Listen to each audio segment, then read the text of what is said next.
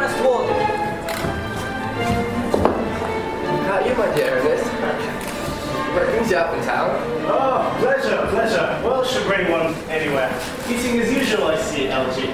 Where have you been since last visit? In the country. What on earth do you do in the country?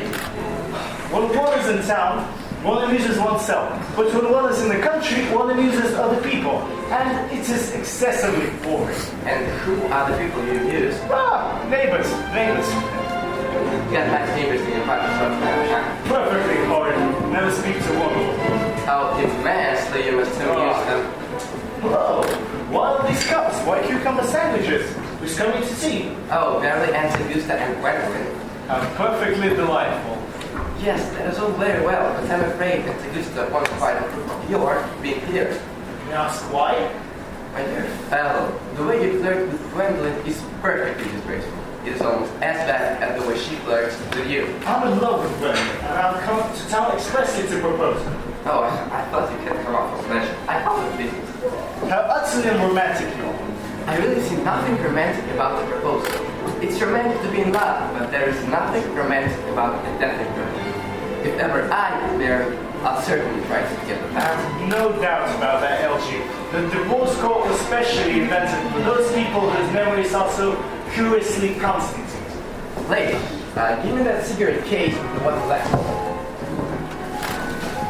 Do you mean to say I've had my cigarette case all that time? I wish to goodness you'd let me know. Do you know anyone of the name of Saxley? Well, sure I don't.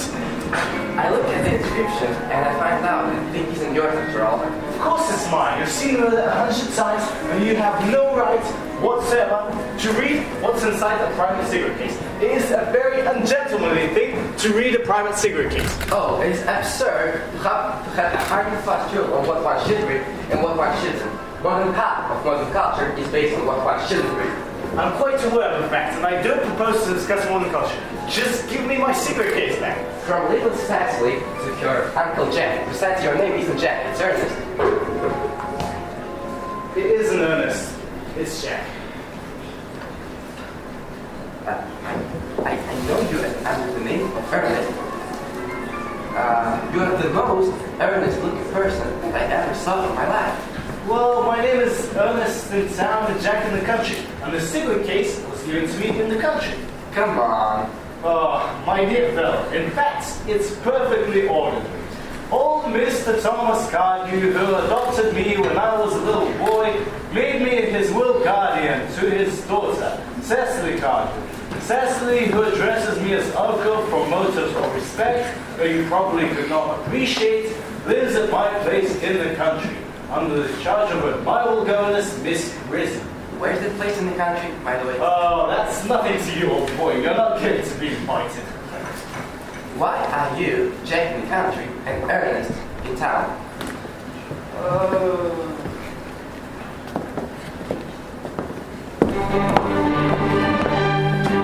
Lady Bracknell and Miss Fairfax. Good afternoon, dear Algernon. I hope you're behaving very well. I'm feeling very well to do stuff. It's not quite the same thing. In fact, the two things rarely go together. Dear me, you're so smart. I'm always smart. Our time is too Quite perfect, Miss Fairfax. Oh, I hope I'm not that. It will leave no room for development, and I intend to develop in many directions. I'm sorry we're a little late, Algernon. And now, I'll have a cup of tea and one of those nice cucumber sandwiches you promised me. Won't you come and sit here, Gwendolyn? Thanks, Mom. I'm quite comfortable where I am.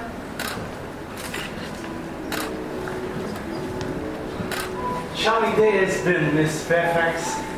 Pray, don't talk to me about the weather, Mr. Warden. Whenever people talk to me about the weather, I always feel quite certain that they mean something else, and that makes me so nervous. Well, I do mean something else. I thought so. In fact, I'm never wrong. Miss Fairfax, since I met you, I admired you more than any girl that I met since I met you. Yes, I'm quite aware of the fact. And I often wish that in public, at any rate, you had been more demonstrative. My ideal has always been to love someone of the name of Ernest. The moment Algernon first mentioned to me that he had a friend called Ernest, I knew I was destined to love you. You really love me, Gwendolyn? Passionately. Oh, darling, you know how happy you've made me. My own Ernest. But you don't really mean to say that you couldn't love me if my name was not Ernest. But your name is Ernest. Yes, of course it is. But supposing you want something else, wouldn't you love me then? That is clearly a metaphysical speculation. And like most metaphysical speculations, has very little reference at all to the actual facts of life as we know them. Personally, darling, I don't much care about the name of Ernest. I don't think the name suits me at all. It suits you perfectly. It is a divine name. It has a music of its own. It produces vibrations. Gwendolyn, we must get Crystal once. We must get married once. There's no time to be lost. Married, Mr. Warding? Well, surely you know that I love you, and you led me to believe, Miss Fairfax, that you're not quite indifferent to me. But you haven't proposed to me yet. Well, may I propose to you now? I think... Gwendolyn, Yes, Mr. Warding, what have you got to say to me? you know what I've got to say to you. Yes, but you don't say it. Gwendolyn, will you marry me?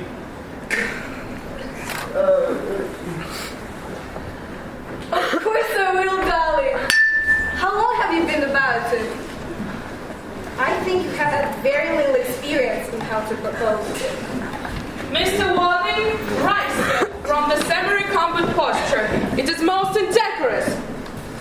Mom, I must beg you to retire. This is no place for you. Besides, Mr. Warding has not quite finished yet. Finished what? May I ask? I'm engaged to Mr. Warding, Mom. Pardon me, you are not engaged to anyone. When you do become engaged to someone, I, or your father, should his health permit him, will inform you of the fact. And now I have a few questions to put to you, Mr. Warding. Mom! In the carriage, Gwendolyn. You can take a seat, Mr. Warding. I feel bound to tell you that you are not down on my list of eligible young men. Do you smoke? Yes, I must admit I smoke. I'm glad to hear it. A man should always have an occupation of some kind. There are far too many idle men in London as it is. How old are you? 29? A very good age to be married at. I have always been of opinion that a man who desires to get married should know either everything or nothing. Which do you know? I know nothing, Lady Bracknell. I'm pleased to hear it. What is your income? Well, between 7,000 and 8,000 a year. That is satisfactory. Well, I own a country house with some land, of course. I own a house in Belgrave Square. What number in Belgrave Square?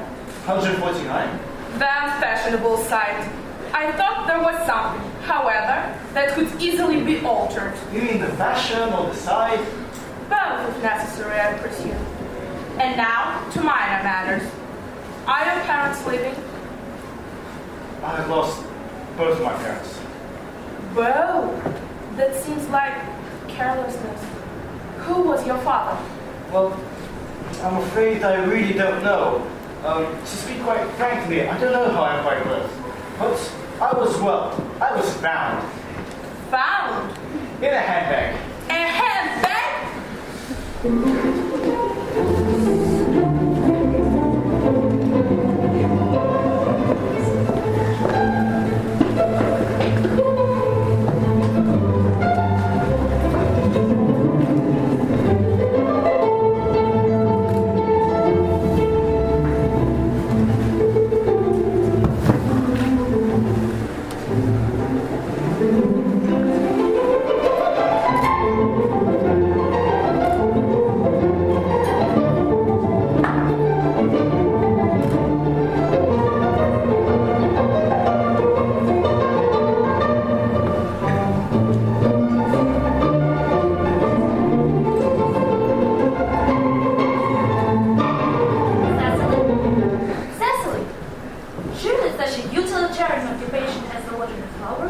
There are the multitude of influences, especially at the time when intellectual grammar arose. The German grammar is on the paper. We're open at page 15. We will repeat yesterday's lesson. But I don't like German. It isn't at all a becoming language. I knew perfectly well that I was quite clean after my German lesson. But I see dear Dr. Chaseable coming up through the gate. Dr. Chaseable? This is indeed a pleasure. It is indeed. Hello, this morning. She's present. Your wife as well. Miss Prism has just been complaining of a slight headache. I think it would do her so much good to have a short stroll with you in the park, Dr. Chaseable. With pleasure, Miss Prison. With pleasure. We might go so far as the schools. And back. Cecily, I think I haven't mentioned anything about a headache. No, I know that, dear Miss Prism, but I felt instinctively that you had a headache. Indeed, I was thinking about that, and not about my German lesson when the rector came in. I hope, Cecily, you're not inattentive. Oh, I'm afraid I am. Well, that is strange. Were I fortunate enough to be Miss Prison's pupil, I would hang upon the rings. I spoke with authority, of course. My metaphor was drawn from the bees. That would be delightful. Cecily, you will read your political economy in my absence. The chapter on the fall of the rupee, you name it. It is somewhat too sensational. Even these metallic problems have their melodramatic side.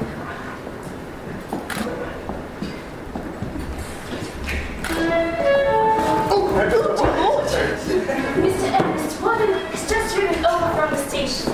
He has brought his luggage with him. Uncle Jack's brother? Yes, miss. Mr. Ernest Warden, come here. You're my cousin Cecily, I'm sure. You're under some strange mistake. I'm not little. In fact, I believe I'm more than usually tall for my age. But I am your cousin Cecily. You, I see from your heart, are Uncle Jack's brother, my cousin Ernest, my wicked cousin Ernest. Oh, I'm not sure wicked. You mustn't think that I'm wicked.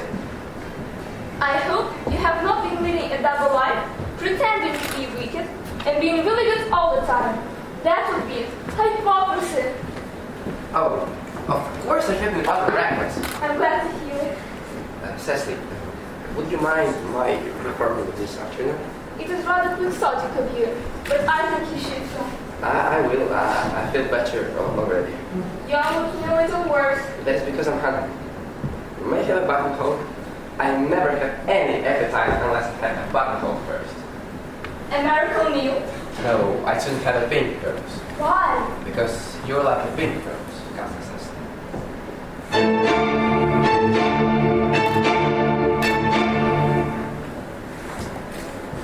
You are too much alone, dear Dr. Chaseable. You should get married. A misanthrope, I can understand. A womanthrope? Never.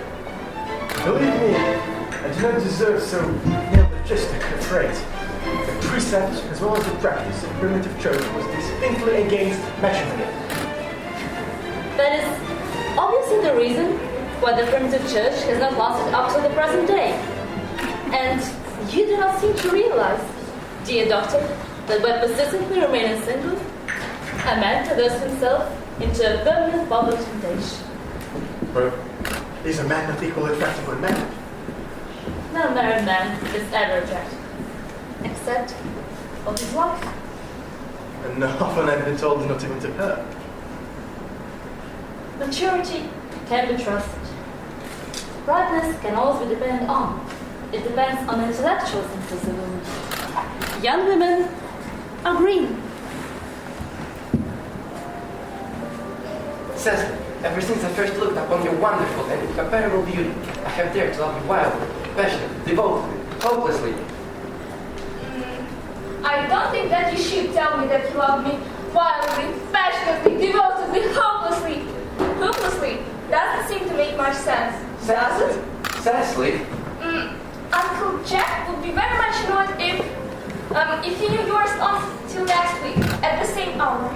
Oh, I don't care about Jack. I don't care for anybody in the whole world. But for you. I love you, Cecily.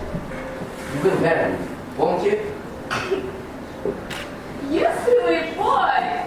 Of course! Why, we have been engaged for the last 3 months. For the last 3 months. Yes, it will be exactly 3 months on Thursday. But how did you become engaged? I dare say it was foolish of me, but I fell in love with you, Ernest. But, darling, when was our engagement actually settled? On the 14th of February last, worn out by your entire ignorance of my existence, I determined to end the matter one way or the other. And after a long struggle with myself, I accepted you under this dear old tree here. The next day, I bought this little ring in your name. Did I give you this? It's very pretty, isn't it? Yes, you have wonderfully good taste, Ernest. And this is the box in which I keep all your dear letters. My letters? But Cecily, I have never written you any letters. You need hardly remind me of that, Ernest. I remember only too well that I was supposed to write your letters for you. I always wrote 3 times a week, and sometimes often more. Oh, to let me read them? Oh, I couldn't possibly. We will take your part and consider. And was our engagement ever broken up? Of course it was. On the 22nd of last March. You can see the answer if you like. Today, I broke off my engagement with Ernest. I feel it is better to do so. The weather still continues charming. But why on earth did you break it up? I have done nothing, Cecily. I'm very much hurt indeed to hear that you broke it off, particularly when the weather was so charming. It would hardly have been a really serious engagement if it hadn't been broken off at least once.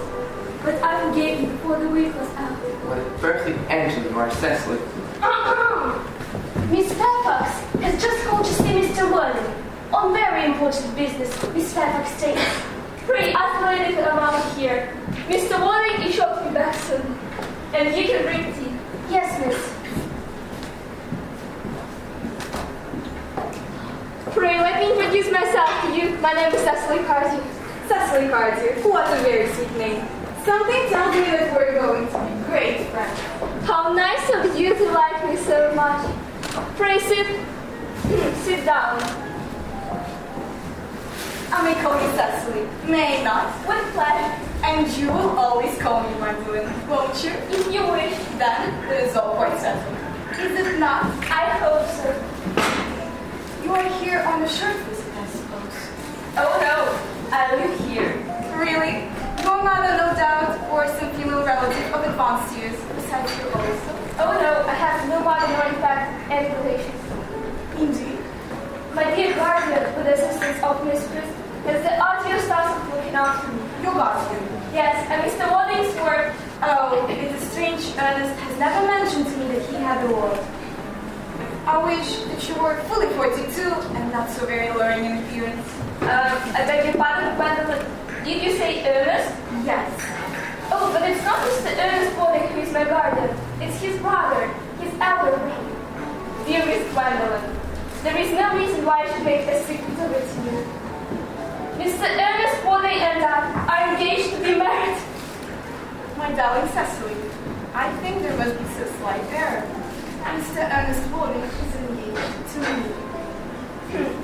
I'm afraid there must be some misconception, Miss Fairfax. Ernest proposed to me exactly 10 minutes ago. It's certainly very curious, for he asked me to be his wife yesterday at 5:30. I'm afraid I have the prior claim. Quite a well-kept garden this is, Miss Cardew. So glad you like it, Miss Fairfax. I had no idea there were any flowers in the country. Oh, flowers are as common here, Miss Fairfax, as people are in London. The country always bores me to death. Gwendolyn, darling! A moment. May I ask if you are engaged to be married to this young lady? To dear little Cecily? Of course not. What could have put such a crazy idea to your pretty little head? Thank you, you may. I knew there must be some misunderstanding, Miss Fairfax. The gentleman whose arm is at present round your waist is my dear guardian, Mr. John Worthing. I beg your pardon. Here is Ernest. Viola! A moment, Ernest. May I ask you, are you engaged to be married to this young To lady? what young lady? Good heavens, Gwendolyn! Yes, to good heavens, Gwendolyn. I mean to Gwendolyn. Of course not. What could have put such an idea in so pretty little head? Thank you, you may. I'm afraid there must be some slight error, Miss Cardew. The gentleman who is now embracing you is my cousin, Mr. Algernon Moncrief. Algernon Moncrief? Oh, are you called Algernon? I cannot deny it. Oh, is your name really John? I could deny it if I liked. I could deny anything if I liked, but my name is really John. I've been John for years. A gross deception has been practiced on both of us. You will call me sister, will you not? There is just one question I would like to be allowed to ask my guardian. An admirable idea. Mr. Woolley, where is your brother Ernest? We are both engaged to be married to your brother Ernest. So it is a matter of some importance to us to know where is your brother Ernest at present. Well, Cecily, I will tell you quite frankly, I have no brother Ernest. I never had a brother, and I don't intend to have one in the future. No brother at all? None. Had you never had a brother of any kind? Never. Not even of any kind. I'm afraid it is quite clear, Cecily, that neither of us is engaged to be married to anyone. Not a very pleasant position for a young girl suddenly to find herself in, is it? Let us go into the house. They will hardly venture to come after us there. No, men are so cowardly, aren't they?